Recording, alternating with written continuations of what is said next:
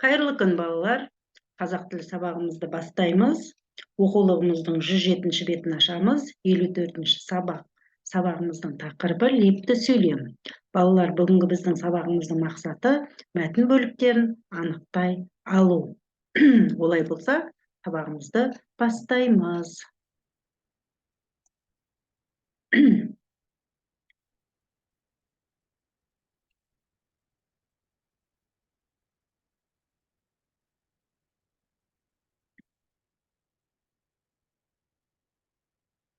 Балалар, болжау әдісі арқылы 14-ші жаттығуды орындаймыз. Тыңда, жұмбақ өлеңді қатесіз көшіріп жаз, шешуін тап. Бір жерінде жаз, бір жерінде күз, бір жерінде қыс, бір жерінде көктем. Керемет алып неткен. Бұл не, балалар? Жарайсыңдар. Шешуі? Дұрыс айтасыңдар. Жер шары. Яғни, бір жерінде жаз болады, бір жерінде күз, бір жерінде қыс, бір жерінде көктем. Керемет алып неткен дейді. Демек, бұл бізде жер шары екен. Ал енді леп белгісі неліктен қойылғанын айта ғой. Дұрыс айтасыңдар, балалар. Керемет алып неткен сөйлеміндегі неткен сөзі ерекше көтеріңкі дауыспен айтылып тұр. Сондықтан бұл сөйлем лепті сөйлем болып, соңында леп белгісі қойылады. Яғни бұл жерде біз леп белгісі неліктен қойылғанын табу үшін, біз леп белгісінің ережесін есте сақтауымыз қажет.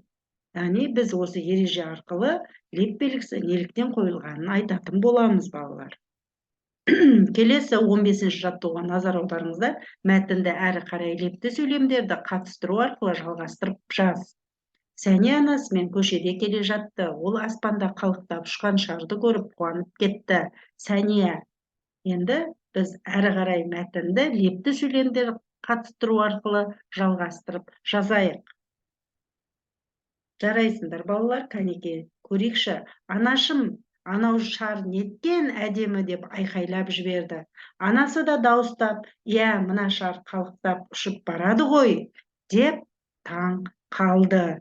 Демек, бұл жерде біз мәтінді әрі қарай лепті сөйлемдерді қатыстыру арқылы жалғастырып жаздық. Олай болса, келесі тапсырмаға назар аударайық. Біз мына жерде 16-шы жаттығуда суреттерге қара және мәтінді оқы дейді. Демек, біз суретте нені көріп тұрмыз? Балаларды көріп тұрмыз. Не істеп жатыр балалар? Олар бір қандайда бір тұқымды сеуіп жатыр, және де оларды суғарып жатыр, жайқалып өскенін көріп тұрмыз. Демек, енді балалар, суреттерді көре отырып, мәтінді оқып көрейік. Көктемде балалар гүл тұқымын септі, олар раушан және жауқазын гүлдерін отырғызды. Біраздан соң бұл өсімдіктер көктей бастады. Балалар оларға күтім жасады. Жазда алуан түрлі гүлдер жайқалып өсті дейді. Балалар, мәтін неше бөліктен тұрады? Оны қалай анықтадың?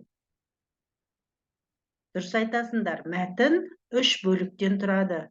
Яғни, басы, ортасы, соңы. Яғни, бұл жерде мәтін 3 бөліктен тұрады екен. Оны біз, мына жерде берілген, бірінші бөлік, екінші бөлік, 3 бөлікке өзі бөлініп тұр. Енді, әрі қарай мәтіннің екінші және үшінші бөлігіне өз сөйлемдеріңмен толықтыр дейді. Ол үшін суреттерді және керекті сөздерді пайдалан дейді. Мәтінге ат қой дейді. Демек, бірінші бөлігі, мынау екінші, мынау үшінші бөлігі. Демек, біз осы екінші және үшінші бөліктерін не істейміз? Өз сөйлемдерімізбен толықтырамыз. Ол үшін мына біз суретті және мына керекті сөздерді пайдаланамыз.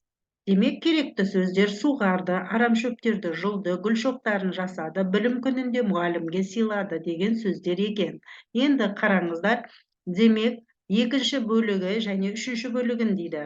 Демек, екінші бөлігі біраздан соң бұл өсімдіктер көктей бастады. Балалар оған күтім жасады. Гүлдерді суғарып, міне тұр бізде, гүлдерді суғарып, арамшөптерін жұлып, топырағын қопсытып, жақсы баптап өсірді.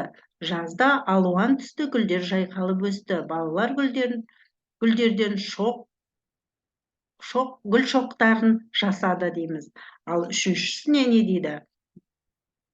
Жасады. Яғни, білім күніне гүл шоқтарын мұғалімдеріне сыйлады. Мұғалім өте риза болды деп аяқтасақ болады екен.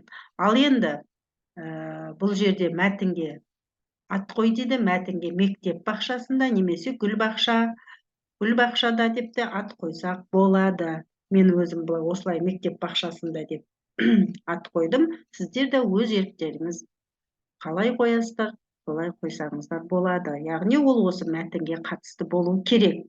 Енді балалар, осы құрастырған мәтініңді айтып бере ғой. Және де мәтіннің қорытынды бөлігін дәптеріңе көшіріп жаз. Келесі 17-ші жаттығу тәжірибе жасап көрейік. Бұл жерде біз шығармашылық үзіліс жасаймыз. Тыңда, берілген сөйлемнің лепті сөйлем екенін дәлелде дейді.